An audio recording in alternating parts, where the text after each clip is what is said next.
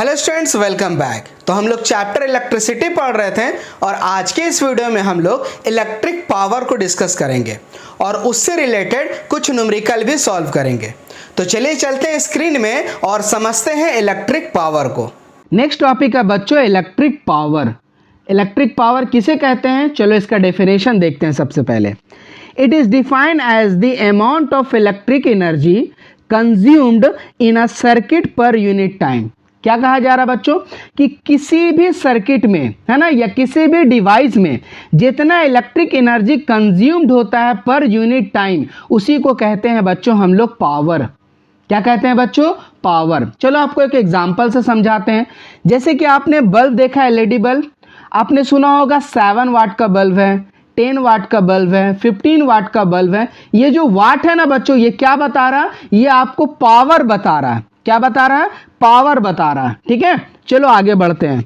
मान के चलो कि if W be the amount of electrical energy consumed in a circuit. मान लो W जो है वो इलेक्ट्रिकल एनर्जी जो कंज्यूम कर रहा है, मान लो टाइम T सेकंड के लिए कंज्यूम कर रहा है। ठीक है, से टाइम को T मान लो।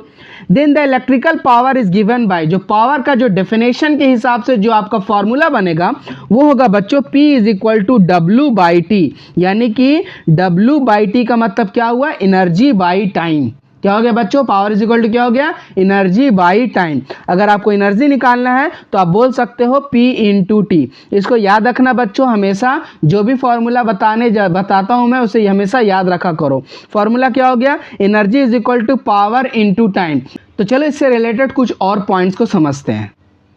तो एसआई यूनिट जो इलेक्ट्रिक पावर है बच्चों वो क्या होता है? वाट होता है। मैंने अभी आपको समझाया था। और ये याद रखिएगा कि 1 किलो वाट में होता है 10 टू द पावर 3 वाट, यानी कि 1000 वाट।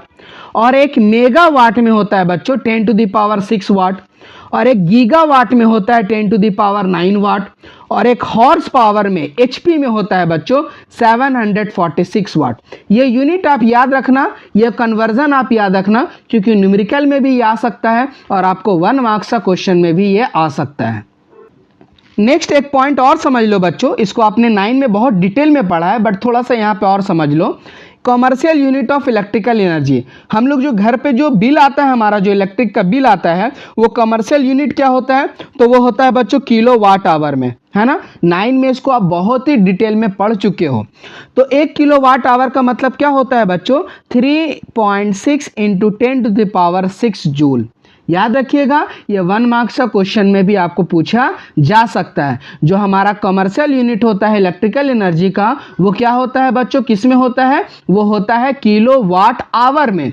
और 1 किलो वाट आवर का मतलब होता है बच्चों 1 यूनिट, और 1 यूनिट का मतलब होता है बच्चों 3.6 into 10 to the power 6 joule.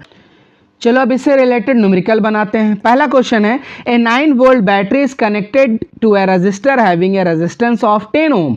What is the current and power across the resistor. तो आपको करंट बताना है और पावर बताना है उस रेजिस्टर के अक्रॉस में। ठीक है, चलो इसको सॉल्व करते हैं। तो अब देखो बच्चों, आपका जो V है वो कितना है? 9 है। और आपका R जो है वो दिया हुआ कितना है? 10 है। तो आप करंट अगर निकालोगे तो ओम्स लॉ को यूज करेंगे। क्या होता है Ohm's law? V is equal to IR, है ना। अगर हमें I निकालना है तो क्या हो जाएगा? V upon R। तो V अपॉन R कर दो, आ गया 0.9 एम्पियर। तो करंट कितना निकला बच्चों? 0.9 एम्पियर। अब आपको क्या निकालना है? पावर भी निकालना है। तो पावर का फॉर्मूला क्या हो जाएगा बच्चों? पावर इज इक्वल टू हो जाएगा VI, है ना। यानी कि V हमारा दिया हुआ है 9 और I हम लोग ने निकाला 0.9। तो इसको आप सॉल्व कर दोगे तो हो जाएगा बच्चों 8.1 जूल पर सेकंड। और इसको आप बोल सकते हो जूल पर सेकंड को क्या चीज? वाट। तो आंसर आ जाएगा 8.1 वाट।